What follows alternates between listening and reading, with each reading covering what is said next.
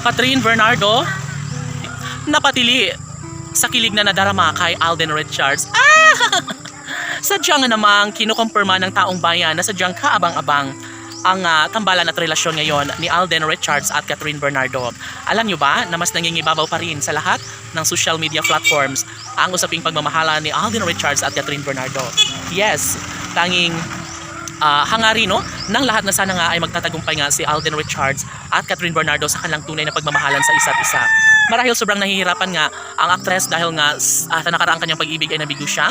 Ngunit ngayon ay pinapangako ni Catherine Bernardo na kayang-kaya niya na ibangon ang kanyang sarili at buhay pag-ibig alang-alang sa tunay na kaligayahan na kanyang ipapadama para kay Catherine, para kay Alden Richards. Of course, iisa lamang umano ang ninanais ng lahat na sana ay tuluyan nga magtagumpay ang dalawang magkarelasyon ito. Dahil sabi nga ng mga netizens, walang anong saya o kaligayahang kanyang kalang mararamdaman kung tuluyan nga na magkatuluyan ang dalawang magkarelasyong ito dahil nga iisa lamang ang kalang hangarin, iisa lamang ang ninanais sa mga puso ni Alden at Catherine na sana nga ay magbago na ang takbo sa kanilang relasyon na sila na nga talaga mismo ni Alden Richards at Catherine Bernardo ang magkakatuluyan.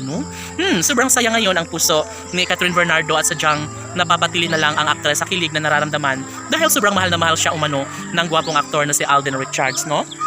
Siyempre, kahit sino pa man ang tatanungin ay nagugustuhan nila na sana nga ay mas mangingibabaw pa ang pag-uunawa at tunay na pagmamahala na nararamdaman sa kanilang mga puso ni Alden Richards at Catherine Bernardo dahil bagay lamang na ipagpatuloy at mabuo na nga ang kanilang pinakapangarap na sariling pamilyang kanilang pinakahangad noon pa man. And of course, sa mga pagkukulang nga ni Alden Richards para kay Catherine ay kinlaro na niya dahil talagang issue ito para sa mga bashers ngayon.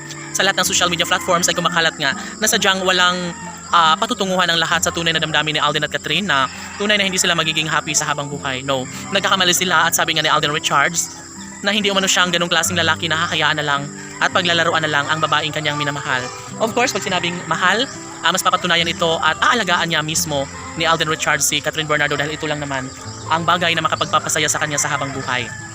Labis-labis nga ang pasasalamat ni Alden Richards sa may kapal dahil talaga nga namang dumating sa kanyang buhay si Catherine Bernardo at Alden Richards, kaya dapat lamang na magbunyi ang taong bayan, nararapat lamang na may sakatuparan ng isang pangarap ni Alden Richards na makasama hanggang sa pagtanda ang pretty girl na si Catherine Bernardo.